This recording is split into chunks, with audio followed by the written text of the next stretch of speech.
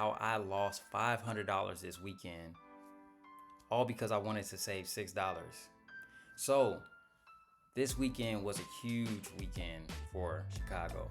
You had the Obama Presidential Center, you had the beginning of summer, you had Father's Day weekend, Juneteenth. There was a lot of tourism happening, a lot of parties happening, a lot of get-togethers. Just everything under the sun was happening.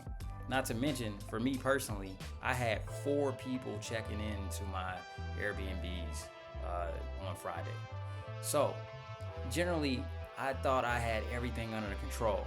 I use my systems a lot to generate the automatic access codes and things like that. So, I had on Thursday night or Friday morning, I went to check to make sure the properties were clean, everything was good.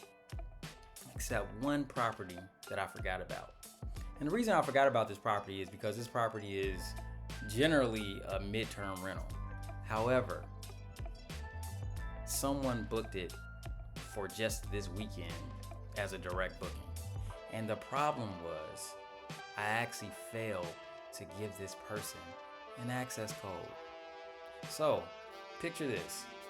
I'm out at the Soho House in the West Loop. I'm having fun. I'm throwing them back, swimming, just having a good time, right? My check-in is usually 4 p.m. I honestly forgot about the check-in. I was having so much fun. But anyway, I got home maybe around 5 or 6. Went straight to sleep because I was so tired. Knocked out, woke up at 7 a.m. in the morning. When I looked at my phone, all I see is about 7 or 8 messages from this person. And I knew exactly what happened before I can even see the messages.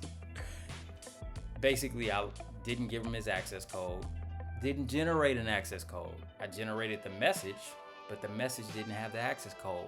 Why was the access code missing? It's because I was trying to be cheap, honestly. This is a midterm rental where I don't make a lot of money on a monthly basis. So I said, hey, I'm not gonna let my property management system do this one for me. I'm gonna do this manually because most of the time I'm getting someone who's checking in for 90 days. I can do that every 90 days, generate a code, except for the times that I actually forgot to do it, like this time. So he basically was at the property around 7 p.m. and couldn't get in touch with me, couldn't get in touch with anyone because I'm doing everything myself right now. And he had to go get a hotel. I was able to contact him. He was upset, rightfully so, and had to get a hotel. He asked for a refund. I immediately granted him his refund, and it was over from that standpoint. But I was just really hurt. I was really embarrassed, and it honestly, the entire thing just sucked. So there's 3 things that I want to touch on that relates to this situation, and then I have 3 solutions that I want to talk about, so hopefully this never happens to you. So the first thing is, if you have a property where you're running like a hybrid strategy, such as a midterm rental and a short-term rental, you really can't get lazy with these type of properties. That's really what happened to me. I got lazy because a lot of times with these midterm rentals, it's almost like a set it and forget it. You have people who book your place for 30, 60, 90 days. So they're there. It's not a lot of turnover. It's really not a lot to do once you get them in the door. So I use this strategy a lot to kind of fill in the gaps for when I have gaps between midterm rental bookings. I will allow people to book those places as short-term rentals. But you can't forget to give people their access code because something like this happens. The second thing is, having a direct booking site is great. Don't get me wrong. You can skip all the platform fees, but for the merchant account, there's a 3% fee, so you don't keep 100% of the money, but 97% of the money versus 84.5% that you're keeping for Airbnb is like found money, honestly. So The thing that they don't tell you though is you are the platform. You're the customer team. You're the person that people will call in terms of emergencies or if there's situations that need to be handled. And this person couldn't get in contact with me because I was just asleep. I was knocked out. I didn't have anybody else supporting me. So that's something that you need to know. If you have a direct booking site, you are the person that handles everything. And then third, kind of related is I'm the single point of failure. I'm the bottleneck. I'm the everything in my business. A lot of times as an entrepreneur, being an entrepreneur is great, but you are everything. You are the marketing team. You are the advertising team. You are the financial team. You are the customer support team. You're everything. And in this case, this is what I was. This person called me. This person tried to contact me, and he couldn't get a hold of me. So to be honest, like, it's just really easy to have errors and to have those points where you're going to be unreachable for one reason or another, and you really need to have another point of contact that can back you up and support you. So this is what I'm going to do.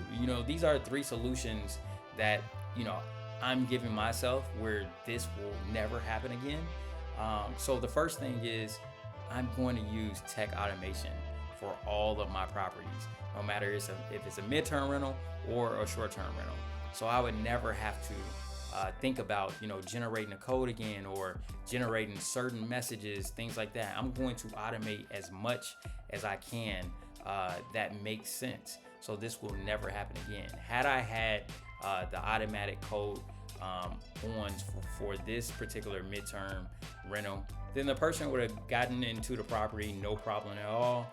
The system would have generated the code for them, and I wouldn't have lost $500, nor would I have been embarrassed. And it's just a terrible feeling when you let people down.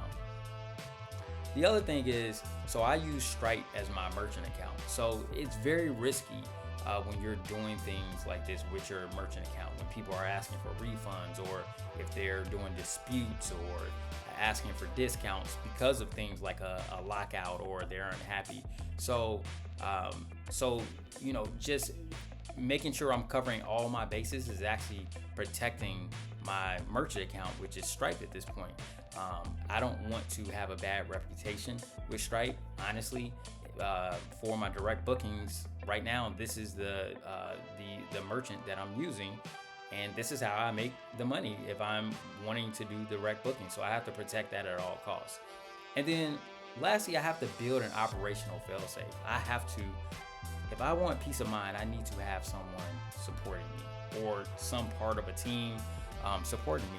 So for me, this is going to be hiring a virtual assistant. I've already hired a inspector that I'm going to be working with. That way I don't have to run through all of the properties. I do have my cleaners and maintenance and those type of people, but you do need operational people as well. I can't operate on my own. I'm going to want to have downtime, especially in the summertime. I love to kick it in summertime shots. So I need someone that's going to be the eyes and ears if I want to take some time off, or if I just want to be disconnected for a little bit. So right after I issued that full refund, and really just doing the right thing because I messed up, I got a 3-month midterm booking for that same property.